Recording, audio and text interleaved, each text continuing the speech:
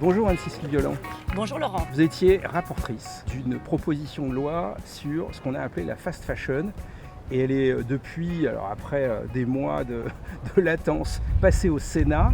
Et c'est plus tout à fait la même version que ce que vous avez sorti, vous, ici, de l'Assemblée nationale. Et je rappelle qu'il y aura une commission paritaire qui va encore sans doute modifier des éléments de ce texte. Est-ce que, telle qu'elle est aujourd'hui, ça vous paraît toujours être nécessaire pour lutter contre les acteurs qui font ce que l'on appelle de la fast fashion ou de l'ultra fast fashion? Alors c'est non seulement nécessaire, mais c'est indispensable. Déjà, premier point de précision, justement, et ce n'est pas anodin, ce n'est pas une loi anti-fast fashion. C'est une loi qui vise à réduire l'impact environnemental de l'industrie textile.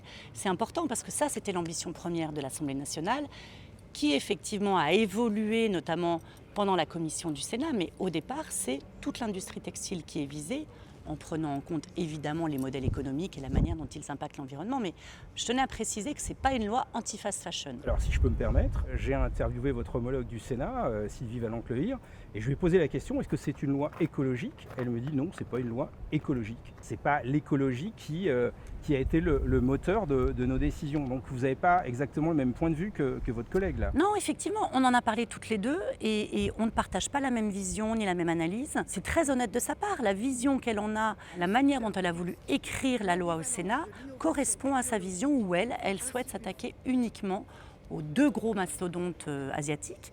C'est simplement qu'on ne partage pas la même chose. Nous, c'était vraiment l'intention d'une loi écologique avec des bénéfices immédiats sur le plan de l'économie. Mais simplement, effectivement, à un moment donné, le Sénat se l'approprie d'une autre manière. Pourquoi c'était nécessaire, selon vous, de s'attaquer à d'autres enseignes? Quand on construit une loi, on auditionne les experts, toutes les parties prenantes de l'écosystème de l'industrie textile, et ça nous permet de distinguer véritablement ce qu'est l'ultra fast fashion de la fast fashion. Je n'avais pas forcément la notion très précise de cette différence. Il s'avère que c'est totalement différent, sans commune mesure, que l'on parle du modèle économique et de l'impact environnemental, mais aussi du mode de fabrication. Exemple, le nombre de références par jour, puisqu'on est 900 fois plus sur une marque d'ultra fast fashion qu'une marque française classique. Donc en fait, on fait ce constat que c'est toute l'industrie textile qui pollue, puisque c'est une des plus polluantes. Alors on peut reprendre des chiffres, 10% des émissions de gaz à effet de serre, plus que l'aérien et le maritime réunis. C'est toute l'industrie textile. Et même si on prend cela sous l'angle économique, les 35 000 emplois perdus, ce n'est pas depuis 3-4 ans que sont arrivées ces grandes marques. C'est depuis qu'est arrivée la fast fashion en France. Donc ça veut dire qu'il faut absolument que tout le monde fasse un effort justement sur cette amélioration du modèle et notamment sur le plan environnemental. Et pourquoi la loi elle a été construite comme ça? Les mesures quand même extrêmement contraignantes que sont l'interdiction totale de publicité ainsi que l'obligation d'information aux consommateurs et un message de sensibilisation, on va dire, à l'économie circulaire au sens large, ça, c'était fait que pour l'ultra fast fashion. Ça avait été très bien ciblé. Effectivement, le combo pénalité et bonus, ça s'adressait à toute l'industrie textile. Mais on avait pris des précautions, c'est-à-dire qu'on avait regardé comment travailler cela. Alors expliquez-moi en quoi l'industrie textile, ça pollue, parce que vous dites que tous les acteurs de l'industrie textile polluent. Alors, on a plusieurs pollutions. La première, je vous parlais des gaz à effet de serre, c'est parce que là, sur l'ultra fast fashion, on est encore dans uniquement des livraisons de produits par gros porteurs, 600 avions gros porteurs par jour, ce qui est énorme. Parce qu'ils n'ont pas de point de vente physique, parce qu'ils fabriquent à l'autre bout du monde, tout cela, effectivement, est livré par avion. Ensuite, on a une pollution des eaux. Alors, on le sait, l'industrie textile va demander énormément d'eau.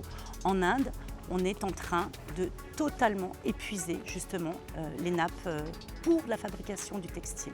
Donc, on épuise les nappes, on les pollue. Pourquoi on les pollue? D'une part, parce qu'on va utiliser des produits solvants, des teintures qui ne sont pas autorisées en Europe et qui fait qu'avec les lavages, ça va s'écouler dans les eaux. On estime que 70% des eaux en Chine sont polluées. Et puis, un autre aspect sur la pollution des eaux, de l'air, du sol, c'est aussi les microplastiques. L'ultra fast fashion, elle va privilégier des matières synthétiques, exemple le polyester. Donc là, une consommation de pétrole énorme pour pouvoir les fabriquer. Chaque fois que vous allez le laver, vous allez distiller des microparticules de plastique. Et là, ça se répand sur la planète entière. Est-ce qu'aujourd'hui, La loi telle qu'elle est figée aujourd'hui, avant la commission mixte paritaire, est-ce qu'elle quand même permet des avancées sur le plan écologique? Pourquoi elle peut permettre des avancées écologiques? Au-delà du principe ou des 3 principes d'information, de sanction et d'interdiction de la publicité, il y avait aussi une volonté d'information. Ça, c'est extrêmement important parce qu'aujourd'hui, on a une consommation, on a une surconsommation de textiles. En moins de 20 ans, on a doublé le nombre de vêtements qu'on achetait par an. Ça veut dire qu'on l'a doublé tout en diminuant de 30% le budget qu'on y consacrait. Donc on achète beaucoup plus et de moins bonne qualité, on peut l'imaginer.